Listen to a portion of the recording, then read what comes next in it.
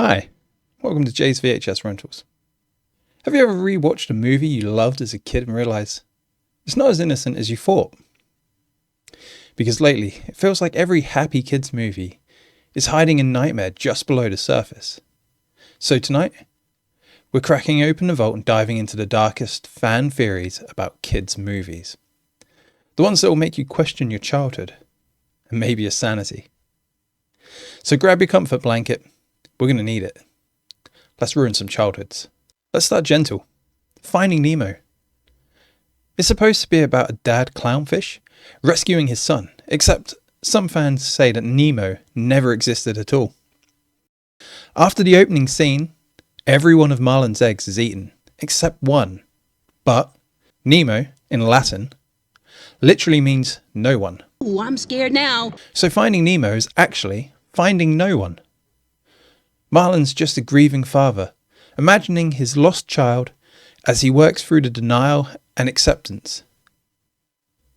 This is supported further by Dory's memory loss, which stops her from being able to remember Nemo. See, I suffer from short-term memory loss. Short-term memory loss.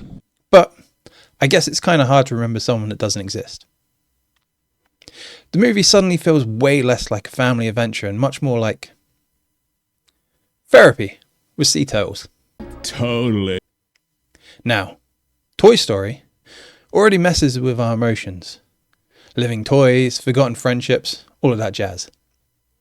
But the darkest theory is that Andy's dad is dead. Woody isn't Andy's toy. He's a hand-me-down from Andy's father. That's why he's old-fashioned and irreplaceable. You're a child's plaything. You are a toy! Woody's more than a toy. He's a memory of a man who isn't there anymore. Buzz, on the other hand, represents a new father figure on the scene. Woody's desperation to not be forgotten can be viewed in a whole new light.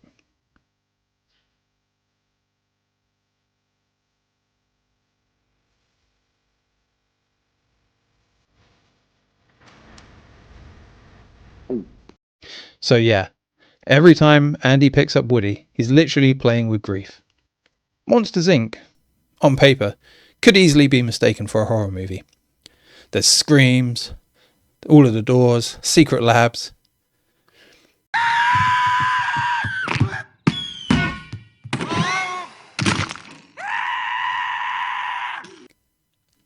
The screams in the movie are referred to as a clean energy source. However, that implies that it's replaced a dirty energy source. Children's blood. The monsters sneak into bedrooms, abduct kids, steal their energy, and erase their memories. It's the perfect cover-up until Boo escapes into the factory.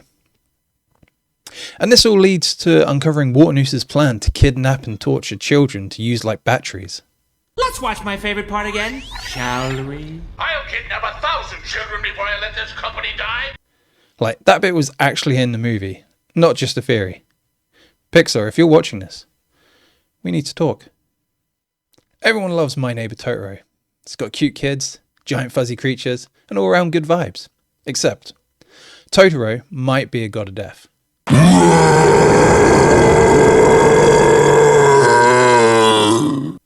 Also known as a Shimigami, Japan's equivalent of Grim Reaper. In Japanese folklore, spirits appear to guide the souls to the afterlife. The theory here is that Totoro is there because Mel dies. Mel's shadow disappears halfway through the movie, and she's barefoot when no one else is. Both classic anime death symbols. And the cat bus is not taking her home. It's taking her to the other side.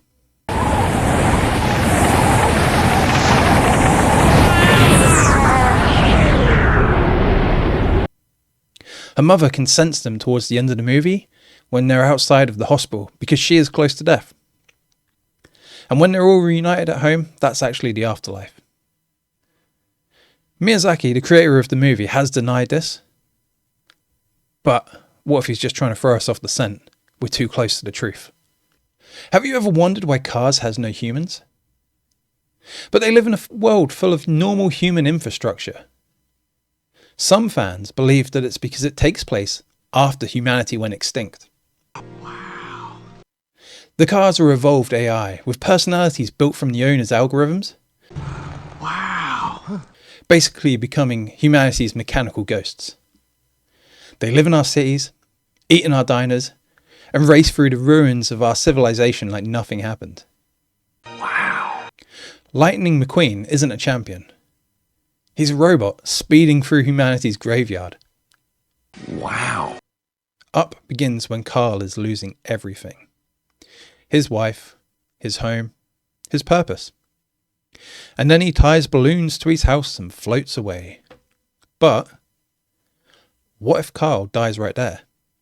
The entire movie is just the afterlife.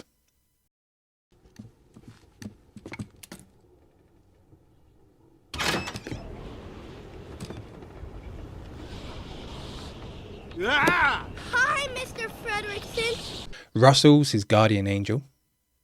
The floating house is his soul. And Paradise Falls is heaven. Mr. Fredrickson, am I supposed to dig the hole before or after? None of my concern. Oh, it's before. It's not a retirement adventure, it's a journey to peace. So when Cole lets go of the house at the end, he's finally letting go of life. Dumbo is a classic. And the pink elephants on parade scene is, yeah, that wasn't a dream. After Dumbo is forced to perform, he's given alcohol, or possibly drugs, to calm down. What follows is a full-blown hallucination, trauma response from a baby elephant pushed past its limits. Some fans even think the rest of the movie might be his dying fantasy, a coping dream before he passes out for good. Disney, why was this a bedtime story? Let's talk Winnie the Pooh. This theory is iconic. It might even predate the internet. Every character in Winnie the Pooh represents a mental disorder. Let's check them off one by one.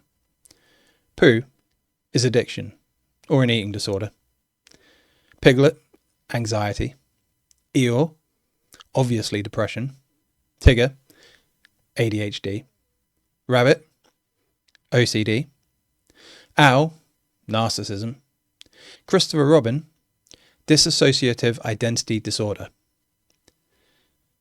Basically, the 100-Acre Wood isn't a playground. It's a group therapy with lots of honeypots. And one final one, this might be the darkest out of all of them. We can't skip it. Spirited Away. The bathhouse in this movie is more than it seems. Chihiro's forced to work, change her name, and serve customers for gold. Sound familiar? Many fans believe that the bathhouse is a metaphor for Japan's underground brothels, a critique of how young women are exploited by the system.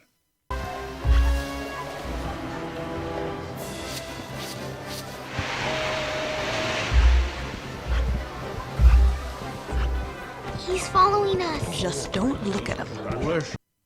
Miyazaki even hinted it's about losing identity in a greedy world.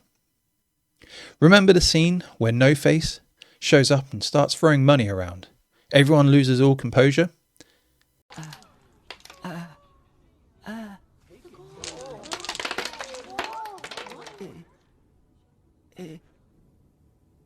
don't want any, but thanks. That's what No Face means. He's every greedy man who takes and consumes without thought. Pretty dark in its own right, but factor in a child protagonist and things go from dark to just plain sick. So yeah, maybe our childhoods weren't ruined by growing up. Maybe the truth was always there. Behind every smiling princess, every friendly monster, and every talking bear, there's a shadow just waiting to be seen. And now you've seen it, you can't unsee it. I'm Jay, and if you enjoyed having your childhood destroyed, hit that like button and subscribe before Disney finds out what we know. Until next time, be kind, rewind.